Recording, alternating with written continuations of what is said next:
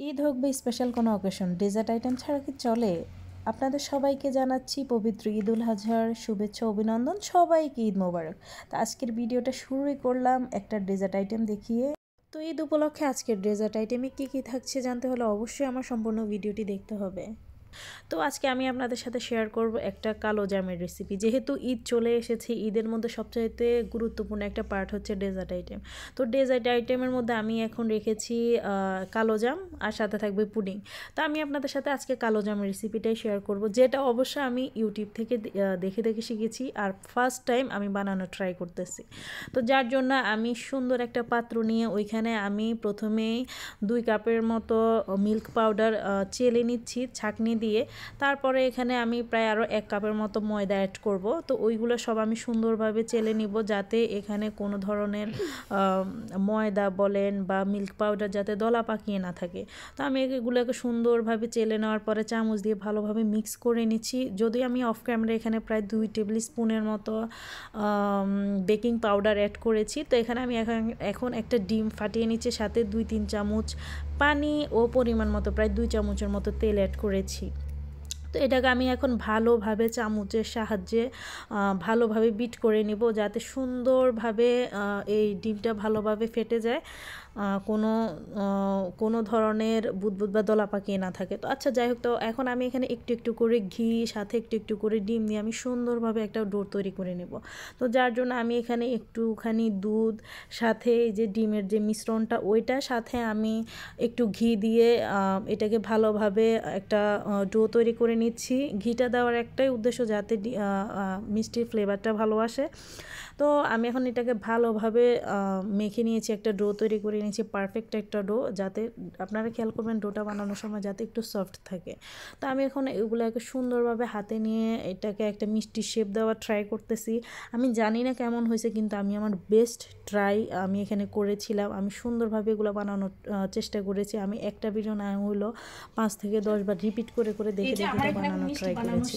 আমি জানি না কেমন হয়েছে, এটাই যে প্রথমবার বানাইতেছি আমি ইউটিউব দেখে, প্রথমবারের মতো বানাচ্ছি। এই যে আকার ধারণ মানে লম্বা করে বানাইছি আর কিছু গোল গোল করে বানাইছি। জানি না কেমন হবে, আমি পুরাটি ইউটিউবে দেখি, ইউটিউবের মতো করে প্রসেসিং করলাম এবং এরকম করে শেপে আনলাম। তো এগুলোকে আমি এখন ভাজবো। অবশ্যই ফাইনাল লুক আপনাদের সঙ্গে শেয়ার করবো। আপনারা সঙ্গে থাকবেন এবং সম্পূর্ণ ভিডিওটা দেখবেন। এই যে বর্তমানে মিষ্টির সাইজগুলো এমন হয়েছে। আর এই যে এখানে আমার মেয়েও আবার তেলটাকে একটু গরম করে রেখেছিলাম। তো আমি মিষ্টিগুলো এখন সুন্দরভাবে এখানে দিয়ে দিচ্ছি, কিন্তু তেলটা আরেকটু কম হিট করা উচিত ছিল, যেহেতু প্রথমবার আমি আসলে বুঝতে পারি নাই।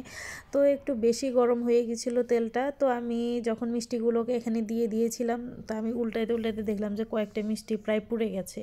তো মিষ্টিটা তেলে ছাড়ার আগে অবশ্যই মিষ্টিগুলোর দিকে সতর্কতা অবলম্বন করতে হবে, যাতে তেলটা হালকা গরম থাকে। বেশি গরম হলে মিষ্টি পুড়ে যাওয়ার সম্ভাবনা অনেক বেশি থাকে। এই যে আমি এগুলোকে যে ভেজে নিলাম, এই যে ভেজে নিচ্ছি সবগুলা। আর এই যে এগুলো একটা কি ফুলা ফুলছে, ভাজার পরে মাশাআল্লাহ মিষ্টিগুলো অনেক বড় হয়ে গেছে ফুলে। তো আমি এখন এগুলাকে শিরায় ছেড়ে দেব। তো যার জন্য আমি আগে এখানে শিরা রেডি করে রেখেছিলাম। আমি 2 কাপ চিনির সাথে 6 কাপের মতো পানি অ্যাড করেছিলাম। তো এখন এগুলাকে আমি শিরাটাকে জাল দিয়ে এখন আমি এখানে গরম শিরার মধ্যে মিষ্টিগুলো দিয়ে দিয়েছি। দিয়ে আমি এগুলোকে হালকা করে নেড়ে চেড়ে নিচ্ছি, যাতে সুন্দরভাবে মিষ্টিগুলো শিরাগুলোকে ভালোভাবে টেনে নিতে পারে। তো যার জন্য আমি এটাকে লো হিটে আরও 10 থেকে 15 মিনিট আমি এটাকে কুক করেছি, স্লো কুক। তো যাই হোক, এই যে আমার মিষ্টিগুলো রেডি। এই যে আমি এখন একটা কেটে দেখাবো। এটা অনেক জুসি হয়েছে। প্রথমবার হিসেবে আমি বলতে পারি আলহামদুলিল্লাহ, মাশাআল্লাহ অনেক ভালো হয়েছে। আরও 2-1 করলে করলে পারফেক্টটা করতে পারবো। কিন্তু আমার মিষ্টিগুলো একটু নরম হয়ে গিয়েছে, কিন্তু ভিতরে সুন্দরভাবে হয়েছে, কোনো কিছু দলা পাকায় থাকে নাই। তো যাই হোক, এই যে আমি সাথে 2টা পুডিং রেডি করেছিলাম। যেহেতু কালকে ঈদ, আমি ঈদের আগের দিন রাত্রে এগুলো সব প্রসেস করে রেখেছি। তো আমি আগের দিন 2টা পুডিং রেডি করলাম, সাথে এই যে মিষ্টিটা ছিল। যদিও আমি মিষ্টির আইটেমটা সাহস করে টেবিলে পরের দিন দিতে পারি নাই। তো ঈদের দিনের ব্লগে অবশ্যই আমি ওইগুলো শেয়ার করব। তো আজকে যেহেতু আপনাদের সাথে চিন্তা করেছিলাম ঈদ উপলক্ষে খালি ডেজার্ট আইটেম শেয়ার করব, তাই ডেজার্টের মধ্যে খালি কালো জামের রেসিপিটাই দেখালাম, আর বেশি কিছু দেখালাম না। এই যে এখানে আমার 2টা পুডিং, সাথে আছে কালো জাম, আমার নিজের হাতে বানানো। কোনো কিছু নিজের হাতে বানানোর মতো আত্মতৃপ্তি আর অন্য কোনো জায়গায় পাওয়া যায় না। তো সবাই ভালো থাকবেন, সুস্থ থাকবেন, সবাইকে ঈদ মোবারক। আর হ্যাঁ, অবশ্যই আমার চ্যানেলটি সাবস্ক্রাইব করবেন, ফেসবুক পেজটি ফলো করবেন।